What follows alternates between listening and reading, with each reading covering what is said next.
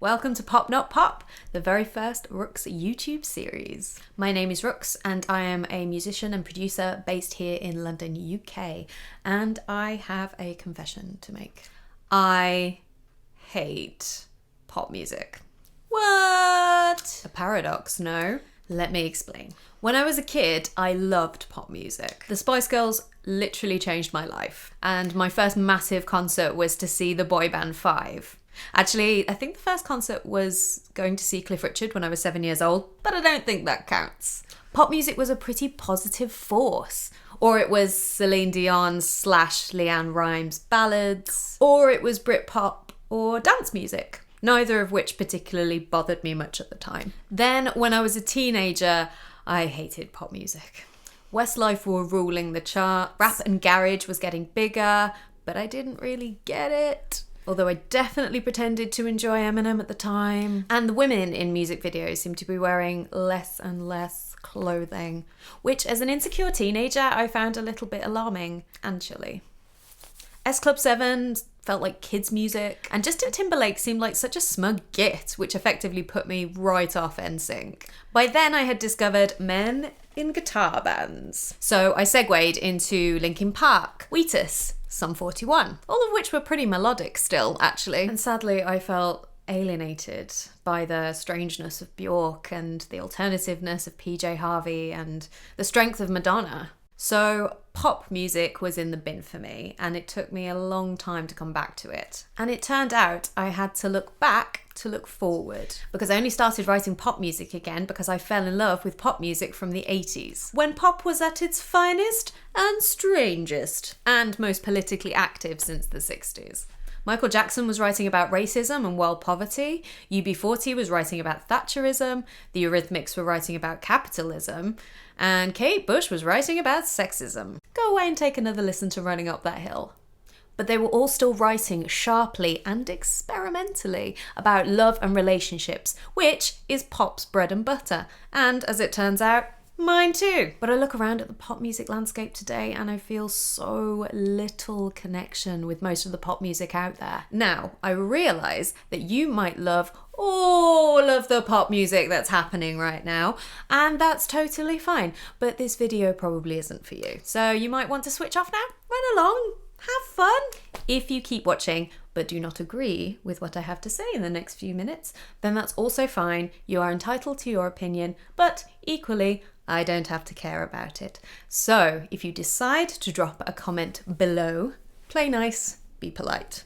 The next question is, what exactly is my problem with today's pop music? Why don't I feel connected to it?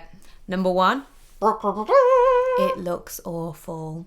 Part of my problem is that I have synesthesia, so I can physically see the music, and most pop music kind of looks the same to me right now. I feel like Kanye West's production style, particularly on 808s and Heartbreaks, which incidentally I still love, is responsible for much of this. But why are pop artists still trying to replicate this same style? Don't replicate, innovate. Otherwise, guess what? I have literally seen it before. Also, anytime I can hear auto-tune, it basically flattens out the tone, and that represents itself as shapes and colours to me, which is cool, but when it's flat, it looks really boring.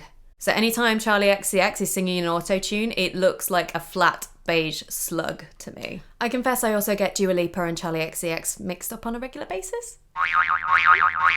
Oops. But production style for so many pop songs being the same leads me to my next problem. Lyrical content has become boring. I actually had a depressing conversation a couple of years ago with a songwriter who writes for some of the biggest names in the business, and his disdain for his pop music audience was so apparent. His perspective was, people who like pop music are generally stupid and only want the simplest of simple song concepts and lyrics because they can't cope with anything more complex. I don't think this is true, and I think this is one of the reasons why Billie Eilish has become so popular. She and her brother Phineas write sharp, intelligent observations into their songs, while having a production style that is experimental, use of ASMR, etc., but also really slaps. I mean, just look at that great bass hook in Bad Guy alone. Yes! Yes! Which leads me to problem number 3. Crossing genres doesn't happen much. anymore. As a pop musician, you should be able to bend into any genre you want to. Robbie Williams, at the height of his career, went from indie rock to swing. Do you remember when Andrea Bocelli and Sarah Brightman were singing opera in the charts? No, of course you don't. You're too young. But the point remains, we used to have more variety in pop, and I, personally, miss it. So these days I find myself trying to write the kind of pop music that I want to hear, but can't seem to find. And that is what this series is going to be all about. So this is Pop Not Pop. And in light of this intro, in the following episodes, you will watch me make an album that is pop, but not pop. I've released 2 EPs so far, which has been ace, and you can find them in the description or in the rest of my YouTube channel. But next, my lovelies, is going to be a full-length LP. I'm planning to make it 12 tracks long, and I've been cooking up some material already, which I want to introduce you to. So we will be looking at the first track next week. So I will see you then. Welcome to Pop Not Pop.